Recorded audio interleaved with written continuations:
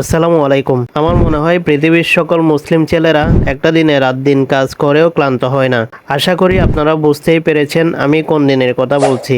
যাই হোক, সকলকে ঈদ উল আজহার শুভেচ্ছা জানিয়ে আজকের এই স্পেশাল এপিসোডটা প্রথম থেকে শুরু করছি।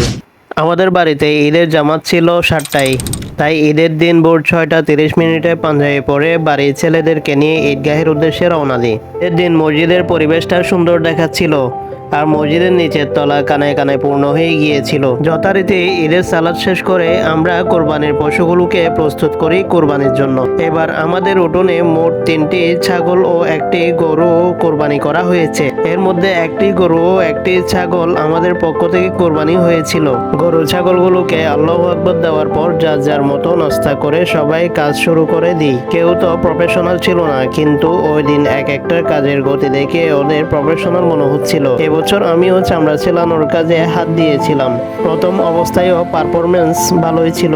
দুপুর 12টার দিকে ছাগলের মাংস প্রসেসিং শেষ হয়ে গিয়েছিল। এর মধ্যে আমরা হালকা নাস্তা করলাম।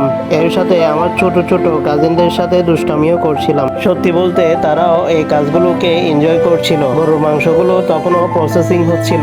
এর মধ্যে আমরা ছাগলের মাংসগুলো পুকুরে নিয়ে গিয়েছিলাম ধোয়ার জন্য। এত সুন্দর পুকুরের পানিগুলো মাংসের চর্বিতে পুরোপুরি নষ্ট হয়ে গিয়েছিল।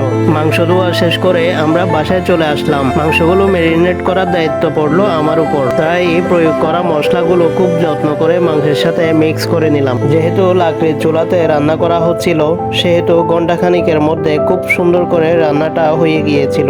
রান্না করা শেষ হলে দুপুরের ভাতের সাথে মাংসগুলো টেস্ট করলাম। কোরবানির মাংসের স্বাদ তো নতুন করে কিছু বলার থাকে না। এরপর খাওয়া দাওয়া শেষ করে শরীরের ক্লান্তি দূর করতে আমি কিছুক্ষণের জন্য ঘুম দিলাম।